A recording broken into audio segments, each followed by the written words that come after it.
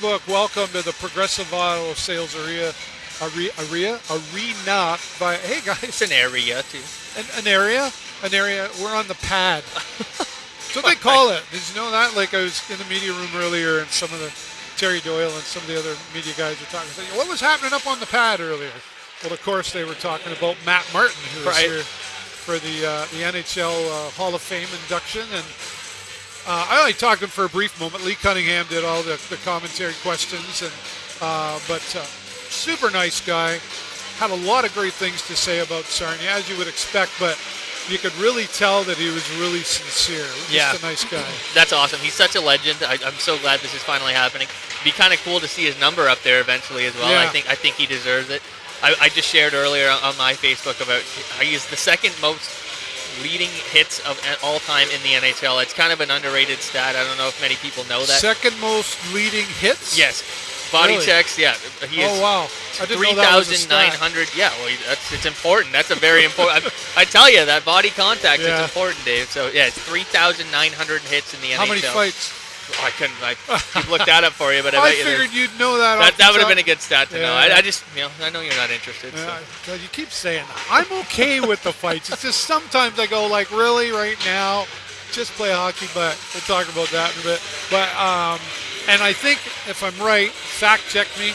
13 games shy of 1,000 in the NHL. That's a lot of hockey. That's a ton of hockey. In the NHL especially, like, it's so impressive to do. So many guys can come in and get their, their cup of coffee, as you would call it. Yeah. Like your 10 games, 20 games, or you can get 300. But to get almost 1,000, it's extremely rare to find yourself in that club. And to former Sting, like, wow, it's just what an honor to have him around. They were talking with him, and one of the questions that the media asked him was, because he played with Steve Stamkos, of course, here while he was here with Sting, and said, what was that like transitioning into the NHL with Stamkos? And he said, well, I'd sooner play with him than against him, put it that way. He's gotten the Islanders a couple of times. Right. Right? So he sort of chuckled about that, but I think there was a part that was serious, like, really, and when he spoke about him, he really put Steven Stamkos up on a pedestal as far as the player that he is in the NHL. Yeah, well, we saw firsthand how important he was to us and to numerous Stanley Cup winning Tampa Bay Lightning teams, and even still, I think he's on pace for another 30 goals this season as he's getting how old are we all getting that he's in the later stages of his NHL career? But right. That he's still doing it, it's just so impressive. And there's rumors that he might get traded at this deadline, so see him make maybe another playoff push and see what more damage he can do in the playoffs, because he's been a proven performer time and time again. Well, Matt Martin is here with his family, and it was I guess I'll call it cute. He's got 4 children, so he's got 2 girls, 2 girls, and then twins came along. 2 boys, I believe. So he's got 4 children going on. And I think the twins just came along like, I want to say like June. So they're fairly new. And what some people might not realize too is Matt Schaefer actually lives with Matt Martin. How cool is that? That's unbelievable. He just broke an NHL record last night for most goals as an 18-year-old defenseman. I think that was Bobby Orr's record, 18 goals. Such an amazing player. And what a story to have him in a former Sting player's house and now leading like a leadership role in an NHL prospect for years to come. Probably one of the better players to ever touch the ice, and how cool is that to mentor him and see him come into his own. And he talked a lot about his billet family when he was here. Right. And he touched a little bit briefly on that. And then, what it was like being here in Sarnia. Talked about the fans of Sarnia, as we have many times, Connor, said the fans are second to none here. And he didn't say it exactly that way verbatim, but, and a lot of times you have these things too. You expect them, of course, to say nice things about blah, blah, blah, but he came out so genuine with the way he was talking, and he was not shy about talking. But it was very, very genuine coming out of his voice, which is great to see. Yeah, no, he's like I said, what a leader. For the Islanders to even consider him to be a leader and have mentored one of their the best prospect that they have right now, to trust him and say this is the way of the NHL and show him the ropes and everything that he's been through in his 987 NHL games. That just says so much about him. And he wore the C here, and I think he wore an A a couple times with the Islanders, and even on the Leafs team. I think when he was there, Mitch Marner and Austin Matthews were pretty young there, and he mentored them to come into the Leafs. So I think that it's just how high regards when people think of Matt Martin. What an outstanding leader and a player. Just, you didn't get all the points that you'd asked for, but I'm telling you, those 4,000 hits that's an unbelievable stat to be able to put your body on the line like that night after night and just play that third line, fourth line role and have no ego about it and just be a formidable player for your entire career. He even talked about the leadership that was here when he was on the Sarnia Sting, and he didn't always have the best years. Like he talked about, I think it was his first year he was here, it was really quite a struggle as far as to the point of not getting a lot of play time on the ice, and he was sort of asked the question, like, what's the advice you give to this year's Sarnia Sting team, which he had obviously been paying attention because he was very clear. He's like, I know they're having a frustrating year, but he said adversity and consistency really, and you hear that a lot from professionals in any sport, any successful business. I think after a while you hear it enough to start to go, gee, there's got to be a common denominator there. That or it annoys you to the point where you're just like, this is, 100%. And what to hear it from a guy like that, and it's a story as old as time. We've had our rough years, or we're continuing to have our rough years, but adversity builds character. Sometimes you don't want to hear it. I don't want to hear it. Most of us don't. It's brutal to hear. You just got to keep at it. It's a long road ahead, and to hear something like that from a guy like that, it's probably got to be a little encouraging. And I would assume he's probably doing the lineup read for tonight, which is pretty uplifting and motivating for all these players, which we're probably going to need against this Barrie Colts team because they are outstanding. Yeah, well, we'll shift to that in just a moment, but the Stinger out on the ice getting warmed up.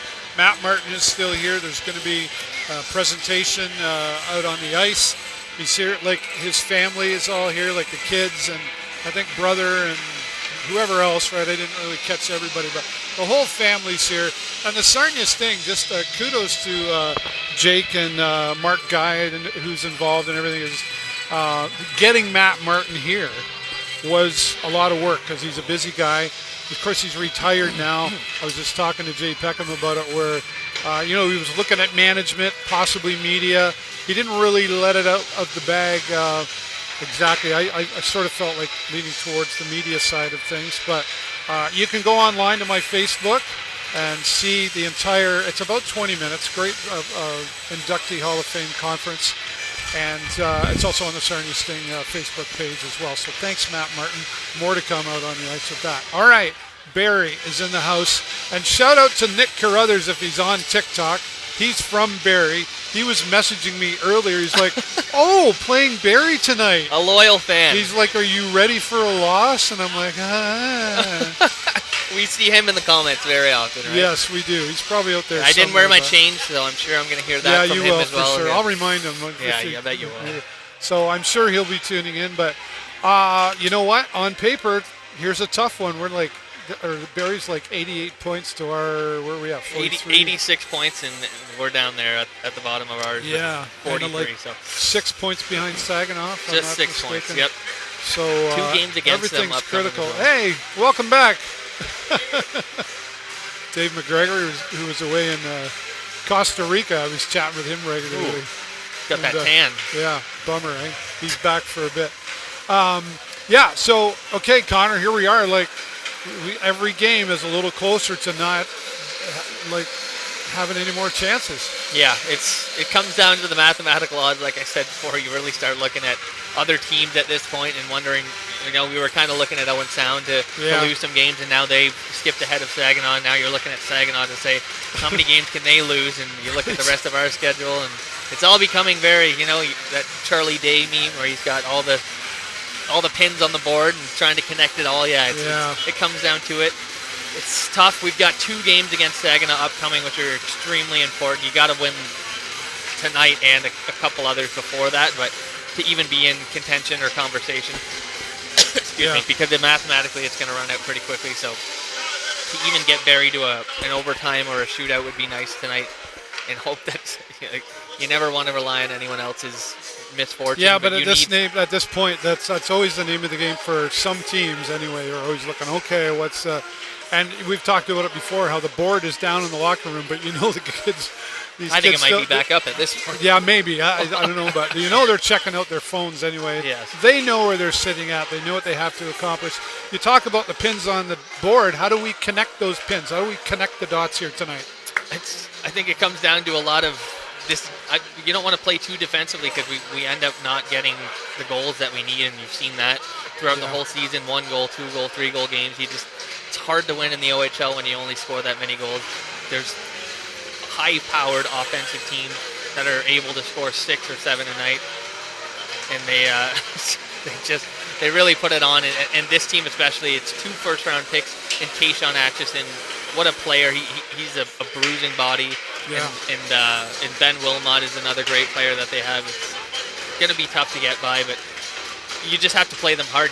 Physically as well, you can't lead off on any hits. It's the shy into the corner. You have to finish everything. You have to be physical. It's almost man-to-man at this point. You can't let anybody get too far away from your wheelhouse because it turns into a one-timer. On a positive side of things, Connor, Beckham Edwards is back in the lineup tonight. So some excitement coming out there. I spoke to him last game we were here. We saw him limping around here after the first game after he was off. And then we saw him with a little without the leg brace, and I saw him upstairs in one of the suites and kind of cornered him and talked to him. And he goes, he was getting ready to skate out of practice, see how that goes. But he was pretty confident that he would be back soon. And so finding out tonight that Beckham Edwards is back is a strong positive.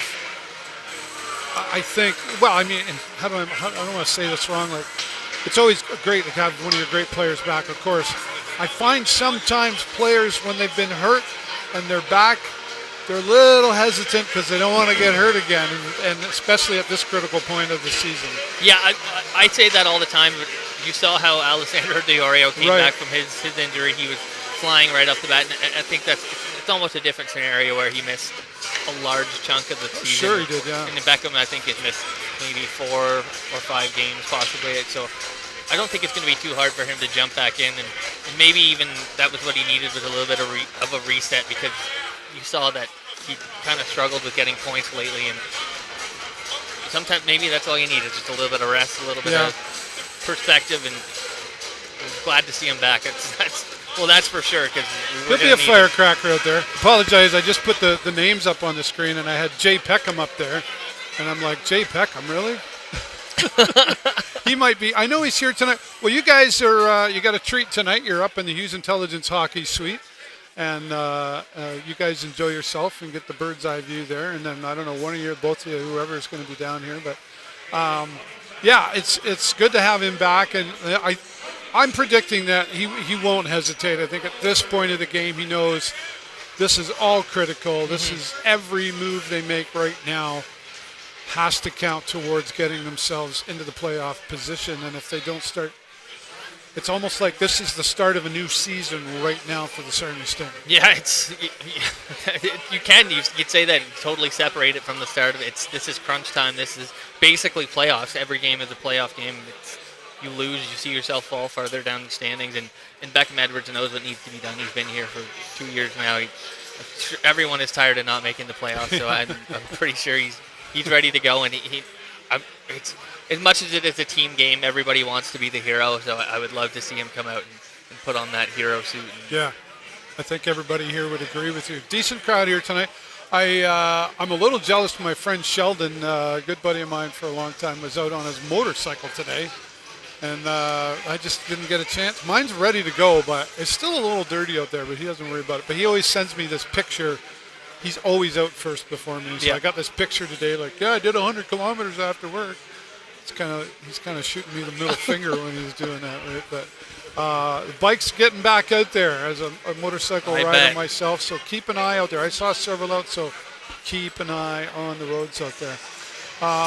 So Barry in the house, we'll see what happens there. And, there's there's, Isuelos in there, right, who's really stepped up for this team. And we've talked to him. How can we not every time? Like rookie of the year, quite honestly, for this Sarnia Sting team.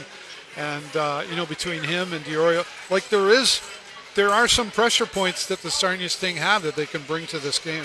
Yeah, it's like we're starting Patrick Quinlan tonight, so we hope that he plays a pretty tough game.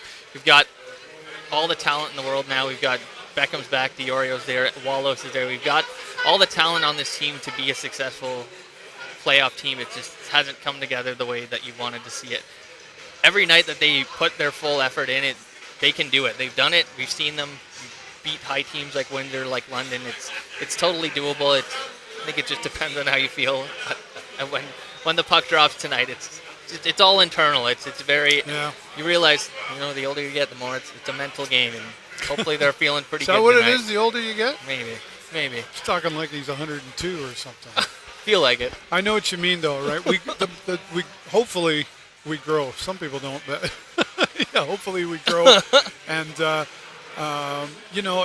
Matt, going back to Matt Martin, he talked about that as well. With like failures bring you to where you are. I mean, unless you keep making the same mistakes over and over and over. But I don't think that's what this team's doing. I think there's been a lot of unbalances on the team.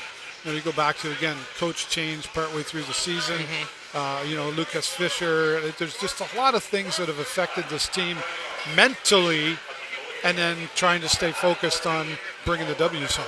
Yeah,